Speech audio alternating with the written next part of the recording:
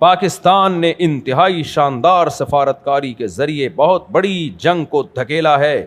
سعودی عرب سے دفاعی معاہدہ, ساتھ میں ایران جو کہ پڑوسی اور مخالف سمت میں امریکہ اور اسرائیل, اس پورے معاملے کو جس طرح پاکستان نے نبھایا ہے اور امن کی کوشش کی ہے, اس سے ہماری قوم کا وقار, عزت اور پذیرائی بڑھ گئی ہے. بے شک بے شک بے شک سعودی عرب نے پاکستان کے ساتھ دوستی کا ثبوت دیا اور پاکستان کے لیے مشکلات پیدا نہیں کیں. ایران کی جرت اور کامیاب مزاحمت بھی قابل رشک رہی. بے شک ایران نے نر کا بچہ بن کے دکھایا ہے, ایران نے بہادری دکھائی ہے, یہ ماننا پڑے گا, ایران نے بہادری دکھائی ہے, قربانیاں دی ہیں, پوری قیادت ان کی امریکہ نے اڑا دی اور پھر بھی وہ ڈٹے ہوئے, تو ماننا پڑے گا. باقی پھر ایران نے گڑبڑ کی ہے کہ وہ تھوڑا تھوڑا اپنی سعودی عرب سے بھی ٹھڑک نکالی ہے, یہ غلط کیا ایران نے. ابھی مفتی عبدالرحیم صاحب کا بیان آیا ہے نا کہ صدام حسین نے 13 حملے کیے تھے اسرائیل پر اور 53 کر دیے سعودی عرب پہ.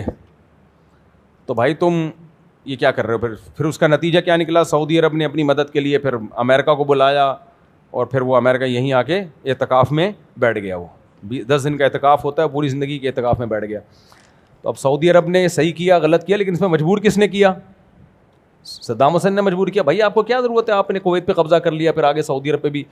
تو مسئلہ یہ ہوتا ہے کہ بعض لوگ اسرائیل کا نام استعمال کر کے وہ دوسروں سے دشمنی بھی نکالتے ہیں. تو ایران نے اسرائیل کے خلاف جب تک چل رہا تھا ساری دنیا مان رہی تھی زندہ باد بھائی, لیکن اس نے اسرائیل کی آڑ میں سعودی عرب کو بھی کوٹنا شروع کر دیا. اور دلیل یہ دی ہے کہ اڈے ہیں وہاں پہ. بھائی ان اڈوں سے آپ پہ اٹیک نہیں ہو رہا, ان اڈوں سے آپ پہ اٹیک نہیں ہو رہا. تو سعودی عرب جانے وہ امریکہ جانے, اور وہ آج سے تھوڑی ہو تو بہت پہلے سے ہیں. تو اس لیے ایران, اگر میں اس معاملے میں ایرانی حکومت کی تعریف کرتا ہوں, بہرحال اس نے جوان مردی کا مظاہرہ کیا ہے, یہ مانتے ہیں, لیکن دوسرے جو کام صحیح ہے اس کو صحیح کہا جائے گا, جو غلط ہے اس کو غلط کہا جائے گا. تو اس نے یہ بھی کیا, جو سعودی عرب کو کیوں آپ حملہ کر رہے ہو. بعض لوگ کہتے ہیں سعودی عرب میں بادشاہت ہے, جو ناجائز بادشاہت ہے. دیکھو باتیں کرنے پر گورنمنٹ کی طرف سے کوئی پابندی نہیں ہے. جب سعودی عرب کا پاکستان آرمی کے ساتھ اتحاد ہوا تھا نا, آرمی نہیں فورسز کے ساتھ, اس میں ایئر فورس بھی ہے, ہماری سب سے جاندار شاندار تو ایئر فورس ہے, تو ہمارے پائلٹ ہیں ہمیشہ سے مشہور ہیں.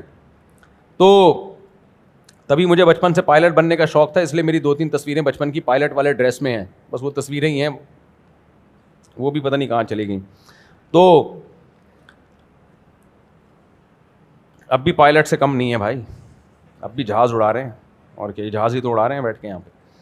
خیر, اعز مقام فی الدنا سرج صابح وخیر جلیس فی الزمان کتاب. جب JF-17 کے پائلٹوں کو دیکھتا ہوں نا میں جہاز اڑاتے ہوئے, تو مجھے متنبی کا شعر یاد آتا ہے. موضوع سے ہٹ جاتا ہوں, کیا کریں. اعز مقام فی الدنا سرج صابح. پہلے زمانے میں شاعروں کے کیا تخیل ہوا کرتے تھے یار. اب لڑکوں کو دیکھو یار, کوئی لڑکا بن رہا ہی نہیں ہے, لیڈیز بنتے جا رہے ہیں, فیشل کروا رہے ہیں, اور پتہ نہیں کمر کھول کے کیا کر رہے ہو یار تم. متنبی پڑھ لیتے. متنبی کہتا ہے مرد کے لیے سب سے عزت دار جو جگہ ہے نا, جہاں بیٹھ کے مرد کیا لگتا ہے, مرد کا بچہ لگتا ہے, وہ ہے تیرتے ہوئے گھوڑے کی پشت. رہنے دو یار ایسے ہی ٹھیک, لیول سے اوپر کی باتیں ہو جاتی ہیں تو تھوڑا سا معاملہ خراب ہو جاتا ہے. دوڑتے ہوئے گھوڑے کی نہیں, سرجو صابحن, صباحت تیراکی کو بولتے ہیں, تیرتے ہوئے گھوڑے کی پشت. اس زمانے میں JF-17 نہیں تھا, رافیل بھی نہیں تھا. تو اب بھی رافیل تھا, وہ بھی رافیل کیا تھا نا, وہ تو تھوڑے دن پہلے کی بات ہے کہ ہوا کرتا تھا, اب وہ بھی تھا بن گیا.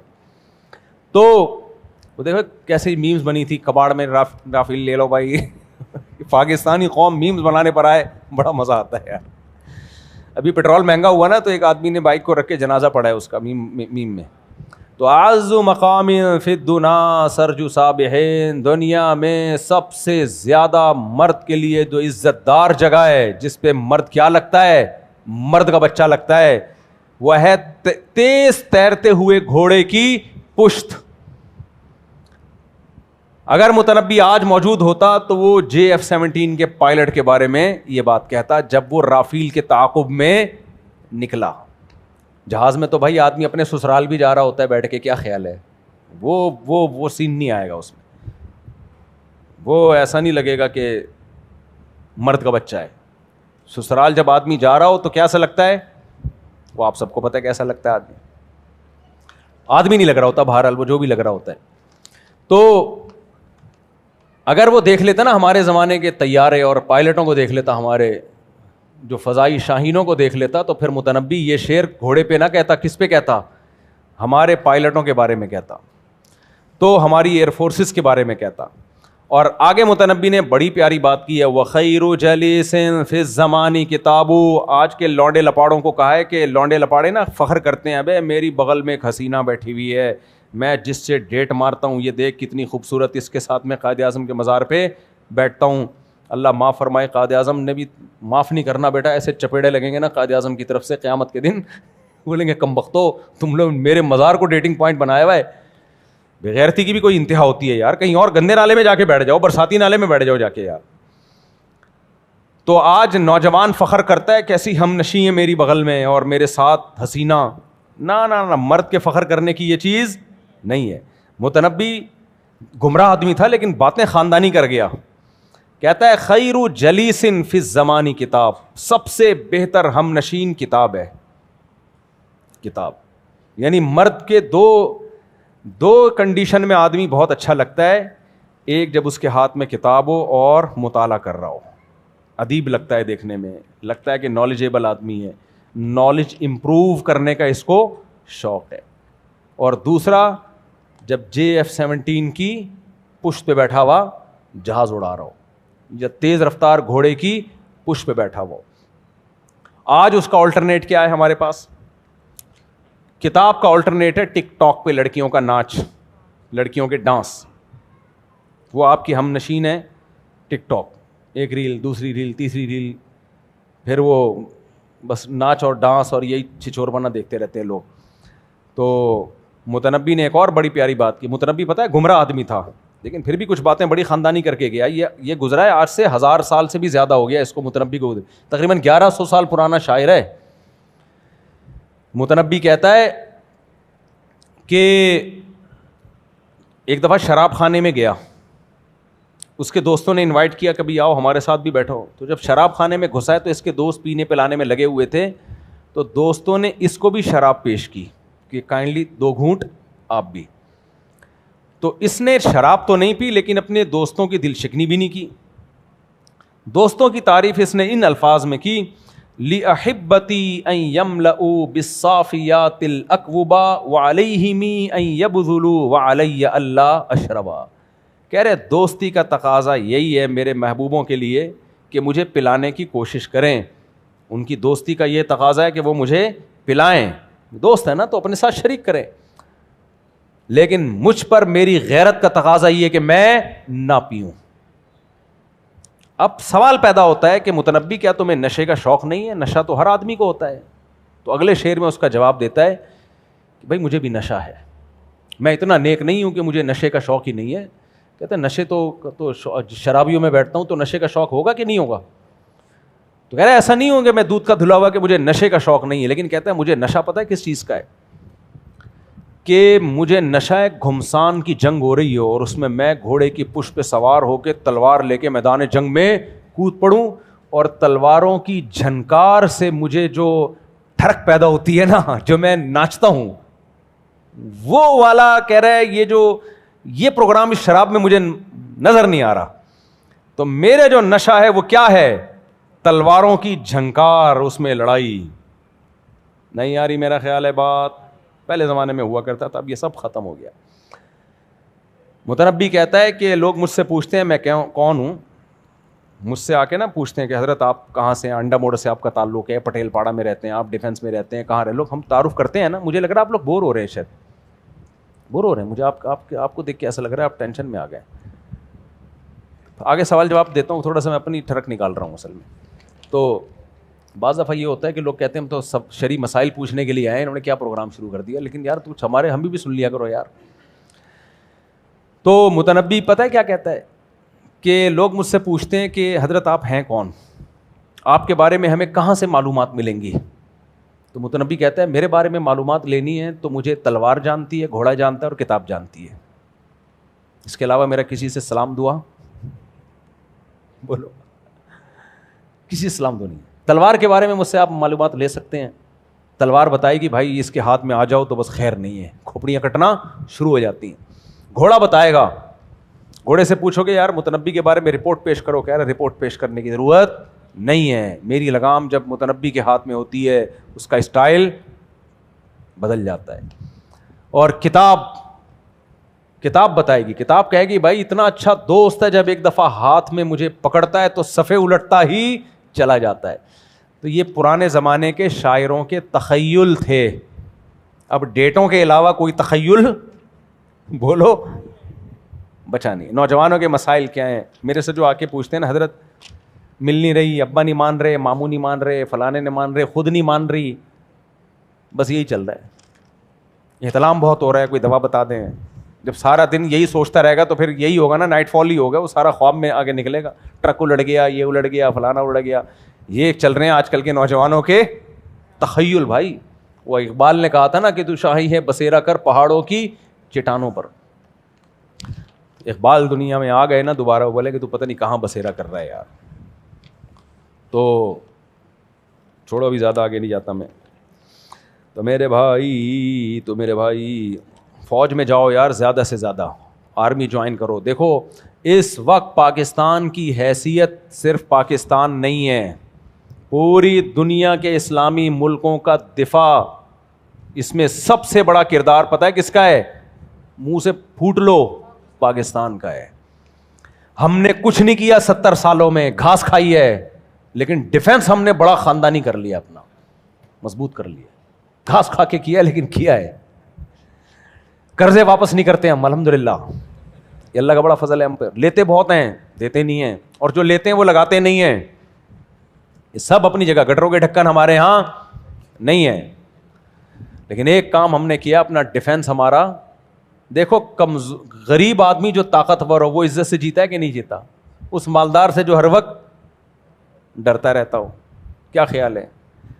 تو اس لیے ہمارا ڈیفنس مضبوط ہے. ہم نے انڈیا سے جنگ میں دکھا دیا, اور بھی اسرائیل کتنا ہمارے خلاف ٹویٹ کر رہا ہے, پتہ ہے آپ کو؟ ہمارے وزیر خارجہ نے جو ابھی ٹویٹ کیا تھا, وزیر دفاع نے جو ٹویٹ کیا تھا, تو اس پہ اسرائیل کتنا پاگل ہو گیا ہے. میں نے خود ٹویٹ پڑھی ہے اسرائیل کی, تو وہ پڑھ لو, پتہ چل جائے گا کون اسرائیل کا دوست ہے اور کون اسرائیل کا دشمن. اسرائیل تو یہ کہہ رہا ہے کہ یہ نیوٹرل ملک تھوڑی ہے, اس کو کیوں ڈالا ہوا ہے بیچ میں سلوک صفائی کے لیے؟ یہ نیوٹرل ملک تھوڑی ہے, اس سے تو ہمارا پھڈا ہے. تو اور کسی نے ابھی اور بھی بہت ساری باتیں, وہ خوشبو لگا کے اکیلے میں آنا تو بتاؤں گا سامنے. اچھا بھائی میں مکمل پڑھ لوں, اس میں بیچ میں اتنا مزہ آ گیا تھا نا, شعر و شاعری شروع ہو گئی. اچھا دیکھو ایک بات یاد رکھو, ہمارے ہاں کچھ لوگوں کو آرمی چیف سے اختلافات ہیں, کچھ لوگوں کو الیکشن وغیرہ, عمران خان اندر وغیرہ وغیرہ وغیرہ, وہ اختلافات ہیں. میں اس اختلافات کو نہیں چھیڑتا, ہو سکتا ہے ویلڈ ہوں, اس کو نہیں چھیڑتا. بات اصل میں یہ ہوتی ہے کہ جب کوئی ملک کام کر رہا ہوتا ہے نا, تو وہ کریڈٹ سربراہ کو جاتا ہے. ویسے تو ہمارے جو آرمی کے جوان ہیں ان کو یہ جاتا ہے کریڈٹ, یہ تو میں نے ابھی بیان میں بھی بات بتائی ہے. لیکن جب بھی کوئی ملک کا سربراہ ہوتا ہے, چیف ہوتا ہے, تو اس کی ذاتی حیثیت ایک طرف ہو جاتی ہے. اس وقت اس کی حیثیت ہوتی ہے ملک کا نمائندہ. آئی بات سمجھ؟ مثال کے طور پر یہ سارے کام زرداری بھی کر رہا ہوتا نا, تو ہم زرداری کو بھی سلوٹ کرتے, اس لیے نہیں کہ وہ زرداری ہے, اس لیے کہ پاکستان کا صدر ہے. سمجھ میں آ رہی ہے بات؟ نہیں آ رہی میرا خیال. تو اس لیے اپنی ذاتی نفرتوں کو یا ذاتی اختلافات کو اتنا آگے نہ لے کے جاؤ کہ ملکی مفاد پہ زد پڑنا شروع ہو جائے.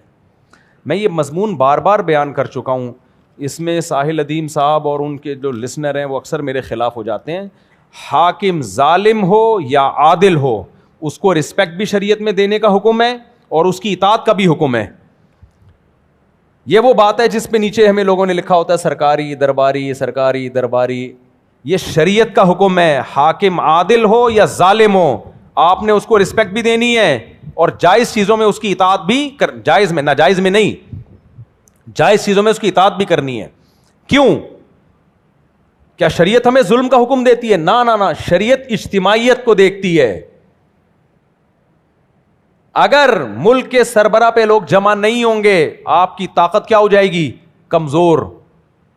طاقت کمزور ہو جائے گی.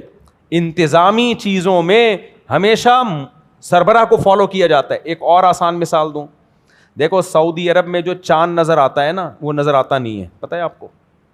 اس دفعہ سعودی عرب میں عید کے دن بھی چاند نظر نہیں آیا ہے,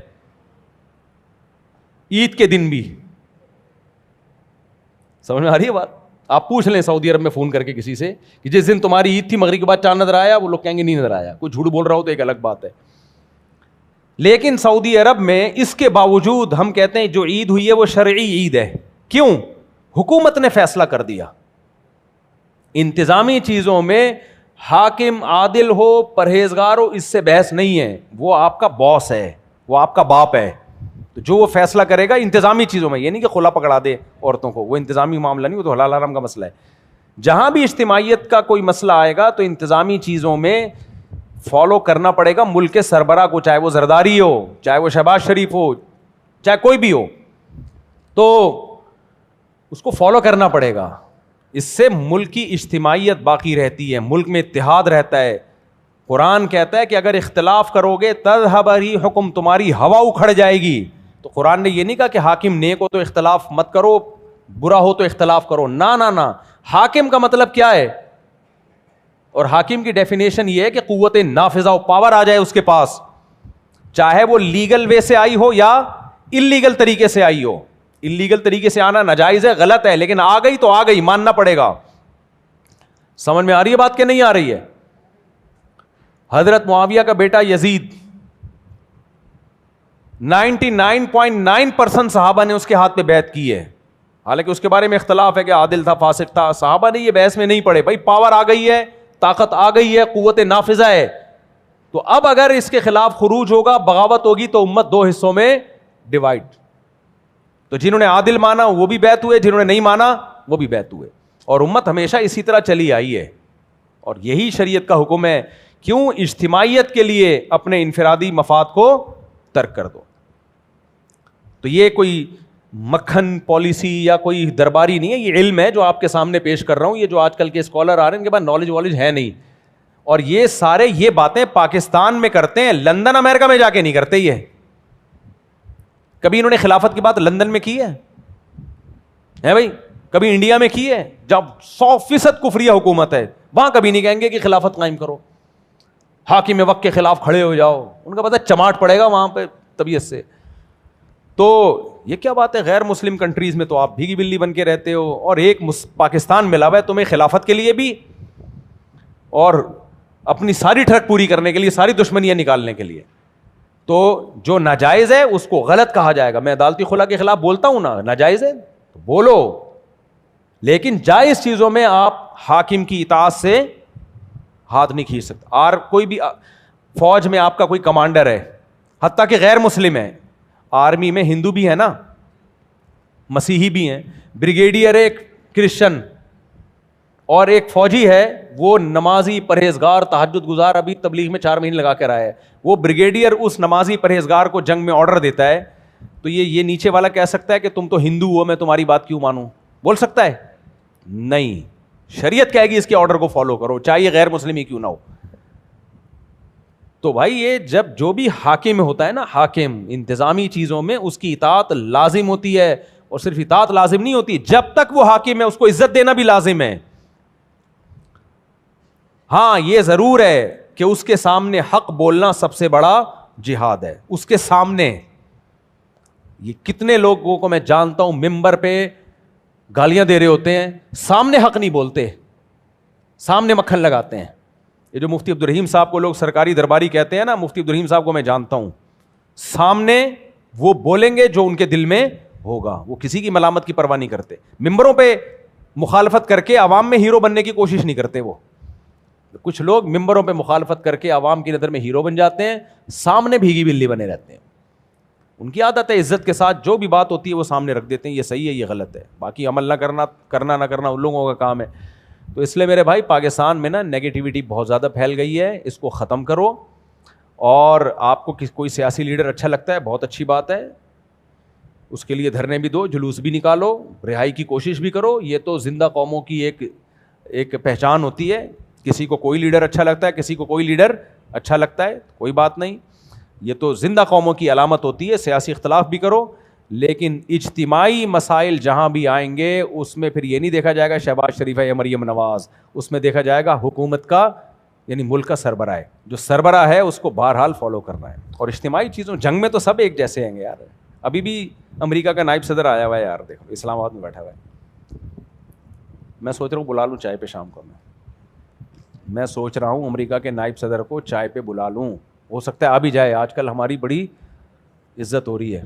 بولے بھائی آپ لوگ نے بھی کسی نے بلانا ہو تو بتا دیں, نمبر دے دیتا ہوں.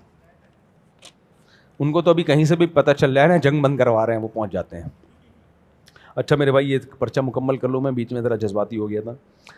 کچھ سازشی عناصر ایسے ہیں جو کہ اپنی فرقہ وارانہ نفرت اور بغض پر قائم ہیں, جن کا ہدف حرمین شریفین ہے. جی ہاں, ایران میں کچھ سازشی عناصر ایسے ہیں, ایران میں جو اسرائیل کی آڑ میں حرمین پہ قبضہ کرنا چاہتے ہیں. کچھ ہیں, سارے نہیں ہیں. خیر جنگ بندی ہو گئی ہے, یہ پورا مضمون لکھ کے لایا ہے. خیر جنگ بندی ہو گئی جو کہ نہایت خوش کن ہے, اور ابھی بھی پاکستان میں نہایت اہم شخصیات آئی ہوئی ہیں, اور سارے ممالک اس وقت پاکستان کی طرف دیکھ رہے ہیں. پاکستان میں رہ کر ہر وقت پاکستان کے خلاف بولنے والے اور نفرت کرنے والے انڈیا اور اسرائیل اس وقت بہت غمزدہ ہیں. وہی بات ہے, جہاں میں سبھی خوشیاں منا رہے ہیں, وہ کیا ہے, بریلویوں کا شعر ہے نا, سوائے ابلیس کے جہاں میں سبھی تو خوشیاں منا رہے ہیں. تو یہی ہے حضرت. اچھا سوال پوچھنا, پھر آپ طنز نہ شروع کر دینا. ابھی میں وہاں بیٹھا ہوا تھا ادھر سعودی عرب میں نا, میں مکہ سے جدہ جا رہا تھا. مجھے کیا ٹیکسی ڈرائیور عجیب سا نکلے گا, وہ ایک بوڑھے میاں بیٹھے ہوئے تھے, کہہ رہے تھے یار وہ پاکستان کے خلاف کچھ باتیں لوگ بہت کر رہے ہیں یہاں پہ, یہ وہ. میں نے کہا پاگل ہو گئے, ان کا دماغ خراب ہو گیا ہے. تو مجھے نہیں پتا تھا, وہ بھی ٹیکسی والا بھی بیچارہ تھوڑا سا وہی تھوڑا سا پاگل ہوا تھا وہ بھی. تو باہر ملکوں میں جو لوگ بیٹھے ہوئے ہیں نا, وہ تھوڑے ان کو زیادہ معلومات ہیں نہیں, میرا خیال ہے. وہ پروپیگنڈے میں آئے ہوئے ہیں. مخلص وہ بھی ہیں, پاکستان سے سب محبت کرتے ہیں, لیکن کچھ پروپیگنڈے میں آئے ہوئے ہیں. دیکھو کچھ صحافی باہر بیٹھے ہوئے ہیں, ان کو ڈالر مل رہے ہیں, یہ بتا دوں میں آپ, یہ پکی خبر ہے.